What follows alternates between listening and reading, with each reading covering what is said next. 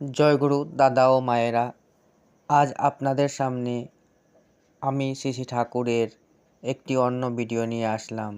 ভিডিওটিতে শ্রী শ্রী ঠাকুর ভক্তদের প্রতি যে লীলাগুলি দেখিয়েছিলেন তার কিছু নিদর্শন তুলে ধরা হয়েছে। তো দাদা ও মায়েরা, আপনারা ভিডিওটি শেষ পর্যন্ত দেখবেন এবং শুনবেন শ্রী শ্রী ঠাকুরের লীলাগুলি। শ্রী শ্রী ঠাকুরের ছোটবেলার বন্ধু এবং পরম ভক্ত একজন ছিলেন অনন্তনাথ বলে। অনন্তনাথ তার নিজের বাবা, মা, স্ত্রী, ছেলেকে সবাইকে হারিয়ে অসহায় হয়ে পড়েন। উনার জীবনের আর কোনো মূল্য ছিল না, তাই তিনি ভগবানের খুঁজে বেরিয়ে পড়েছেন। এইসব তিনি ভাবেন এবং ভগবানকে ডেকে চলেন।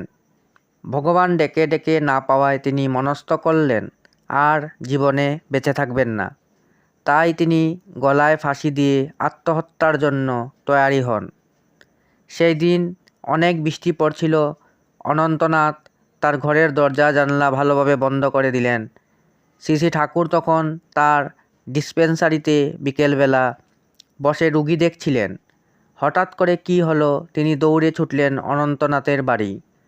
তার ঘরের সামনে এসে দেখলেন দরজা বন্ধ। শ্রী শ্রী ঠাকুর জুড়ে চিৎকার করে ডাকতে থাকেন তাকে।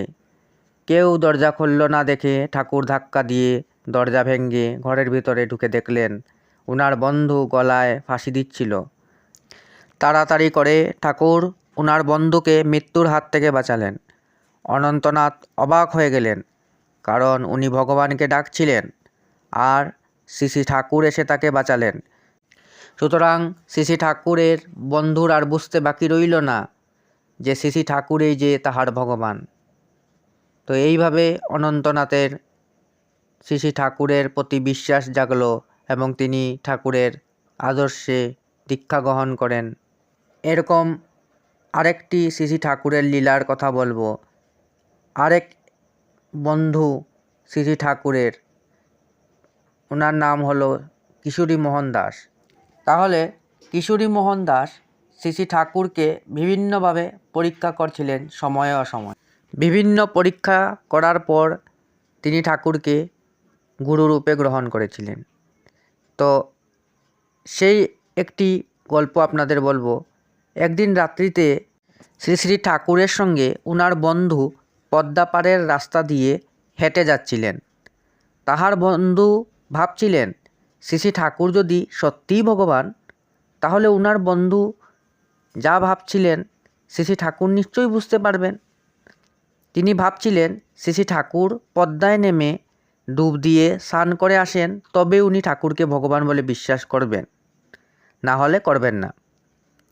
কিছু সময় পর ঠাকুর নিজের হাঁটা থামিয়ে বললেন, দাঁড়াও, আমার মনে হচ্ছে আমি গু পাড়িয়েছি, সেই জন্য শ্রী শ্রী ঠাকুর নদীতে একবার ডুব দিয়ে স্নান করে আসি বলে নদীতে গেলেন স্নান করতে। সেই জন্য তিনি পদ্মা নদীতে ডুব দিয়ে স্নান করে আসলেন। উনার বন্ধু কিশোরী মোহনের সন্দেহ তবু যায় না।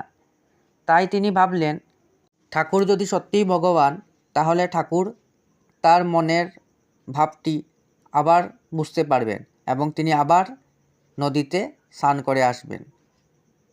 তাহলে উনার ঠাকুরের প্রতি সম্পূর্ণ বিশ্বাস জাগবে। দুইজনেই আবার হাঁটতে শুরু করলেন। যখন শ্রী শ্রী ঠাকুর এবং উনার বন্ধু ঘরে পৌঁছে যান, ঠাকুর নদীর ঘাটের দিকে যেতে যেতে উনার বন্ধু কিশোরী মোহনকে বললেন, কিশোরী মোহন, শরীরের ময়লা ধুলেই যেতে পারে, কিন্তু মনের ময়লা ধুলেও যায় না। এই বলে তিনি আবার নদীতে নেমে স্নান করতে গেলেন। কিশোরী মোহন অবাক হয়ে গেলেন, এ কি করে সম্ভব হলো? উনার বন্ধু কিশোরী মোহনের মনে আর কোনো সন্দেহ রইল না। মনে প্রাণে বিশ্বাস করলেন শ্রী শ্রী ঠাকুরই উনার ভগবান। এই রকম অনেক লীলা শ্রী শ্রী ঠাকুর উনার ভক্তদের সঙ্গে করেছিলেন। শ্রী শ্রী ঠাকুর এইভাবে বিভিন্ন লীলার মাধ্যমে উনার ভক্তদের মধ্যে শ্রী শ্রী ঠাকুরই যে ভগবান তা আমাদের নিদর্শন দিয়ে গেছেন। তো দাদা ও মায়েরা, আপনাদের যদি আমার এই ভিডিওটি ভালো লেগে থাকে তাহলে আমার এই ভিডিওটিকে আপনারা লাইক এবং শেয়ার করে দেবেন এবং এরকম আরও অনেক ভালো ভালো ভিডিও পাওয়ার জন্য আমার চ্যানেলটিকে সাবস্ক্রাইব করে দেবেন। জয় গুরু।